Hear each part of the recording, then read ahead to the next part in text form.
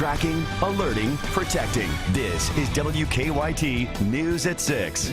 The Cats tip off in just a couple of hours as they start their journey for a 9th national championship. And it all starts tonight at Rupp Arena. I expected everything to be okay, but it wasn't. Unfortunately, I lost Trevor and Skylar, but I got him, my little miracle. She's talking to us about the wreck that killed her husband and son. A Scott County mother opens up about heartbreak and hope. Our weekend is off and running on a very cold note. It may end on a snowy note. I'll track the latest with the first call for snowfall just ahead. WKYT News at 6 starts now.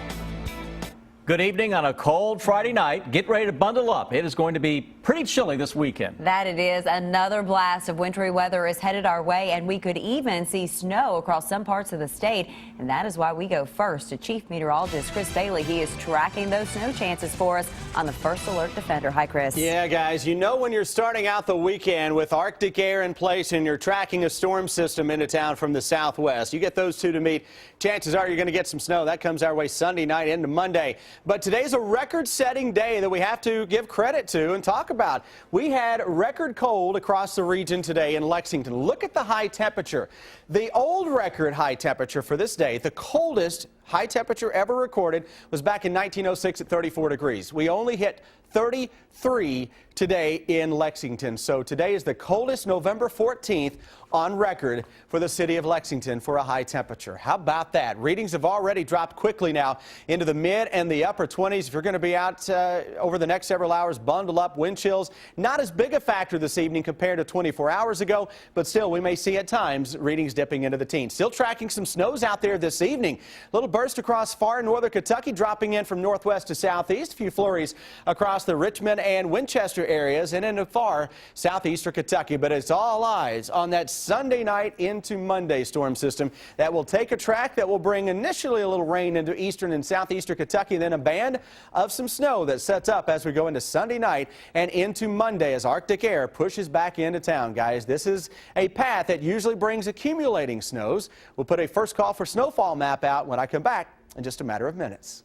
Chris, thank you. With snow in the forecast, Lexington road crews are making preparations for the weekend, and they are not taking any chances. Today, crews were out putting down salt and prepping the roads. WKYT's Mike Linden talked to city leaders about the plan to handle any winter weather that comes our way. He continues our winter weather team coverage.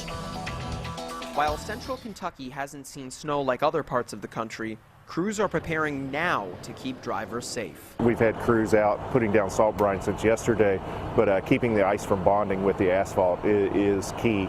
And, for us, we have to be vigilant and get out in front of it. We can't be reactive. We have to be, proactive. The Division of Streets and Roads in Fayette County cleans and clears more than 100 miles of city and county roads each year.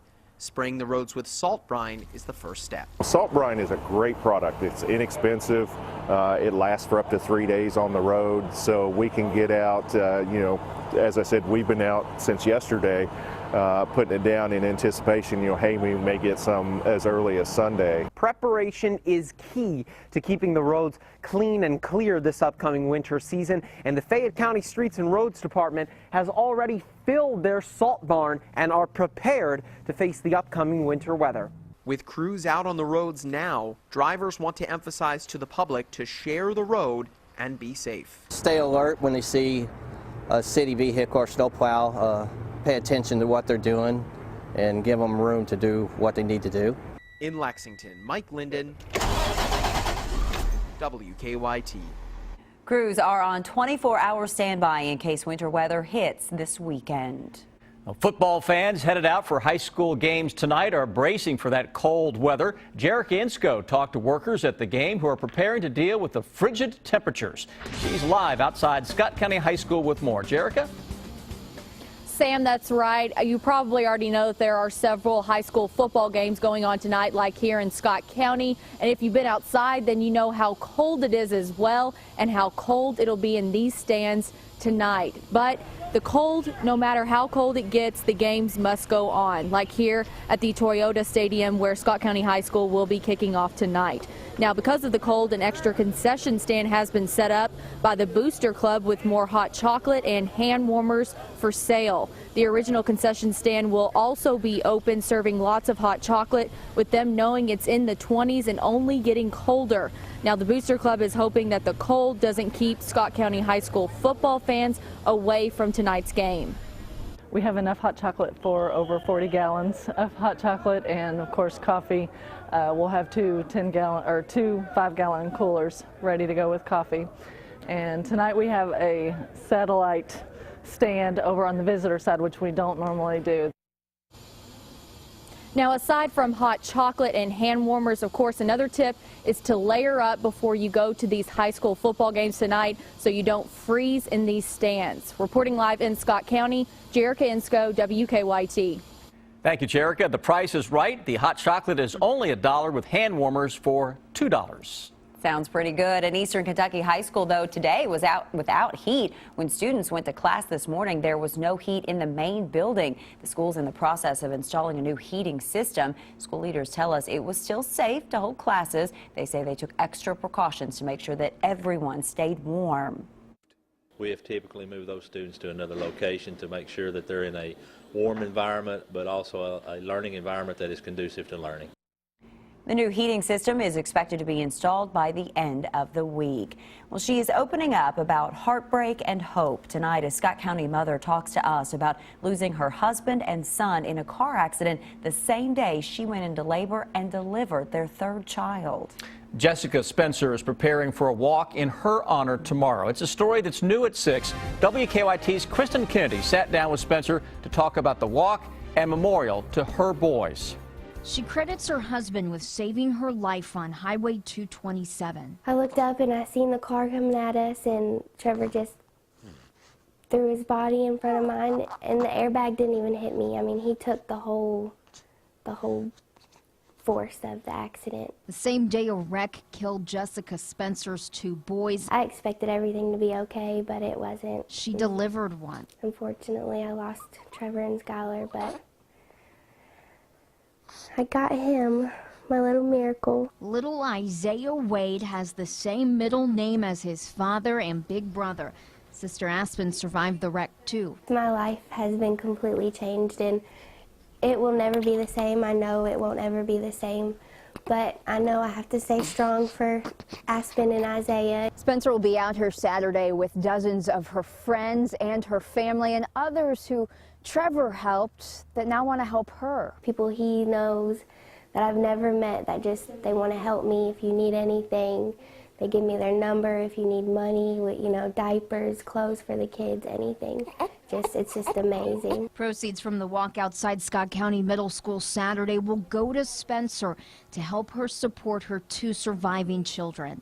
In Scott County, Kristen Kennedy, WKYT. And there will be a remembrance ceremony at the track immediately following the walk to honor Trevor and Spencer.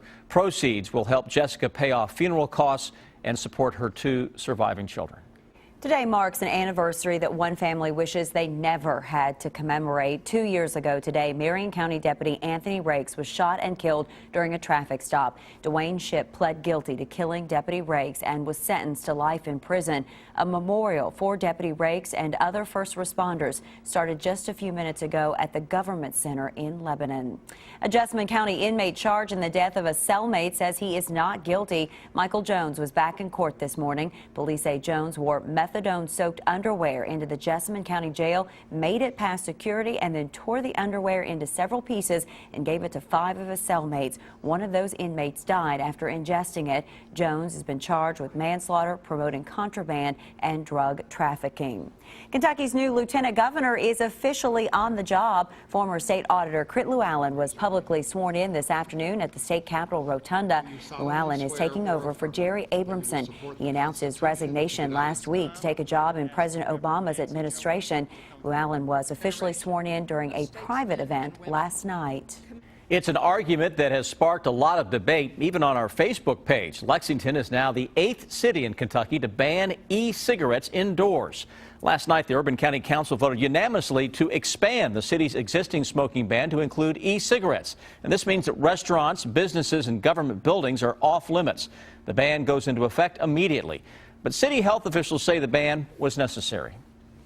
While they're called vapor, they're really atomizers, and they're more like bug spray than a vapor.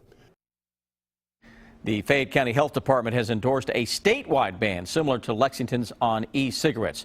You can join the conversation on WKYT.com. Vote in our web poll. Right now, the majority of people who have taken the survey are against a ban on e-cigarettes. Well, maybe this will warm you up. It's a day many people have had on their calendars for a while now. Tonight, the Kentucky Wildcats are back on the court. The season opener tips off in less than 2 hours against the Grand Canyon Antelopes. WKYT's Rob Bromley joins us now from Wildcat Central with the Cats' quest for a 9th national title, and it looks like it'll be a busy start to the season. Hi, Rob. Well, Sam and Amber, I think we are in for a lot of fun. Of course, as you know, we saw the blue-white scrimmage. We saw the 2 exhibition games. Starting tonight, everything counts with a season opener against Grand Canyon. And as you know, the expectations for this team could not be any higher. John Calipari has put in his platoon system. But what he's been trying to decide is a team to finish out games. Cal said yesterday he's still working on it. The last 2 days, we've had a finishing team out there. The first day I had 5 guys, they stunk. So yesterday I did something different. You know, Andrew and Willie hit me today and told me what they thought, which was good. All right, come down and see us here at Wildcat Central. You can get a collectible for tonight's game at Kentucky Branded, which is right next to us. Coming up shortly in sports, freshman Marcus Lee. Sophomore Marcus Lee talks about the 2 freshman big men on this team. I'll have that shortly coming up in sports. Amber, Sam, back to you. Rob, thank you. It's getting busy down there. And again, the Cats tip off tonight at 8 o'clock. Fans called him invincible today. The Kentucky horse community said goodbye to a champion. In just a few minutes, we'll tell you how fans honored that horse in Lexington. Follow WKYT online at WKYT.com. Join the conversation on Twitter and become a part of the WKYT Facebook family. Fans described him as incomparable, invincible, and unbeatable. But today they said goodbye to a champion. This afternoon, fans honored Cigar at the Kentucky Horse Park. Cigar died in October after complications from neck surgery. The service was at the Hall of Champions near his gravesite. The thoroughbred was 24 years old.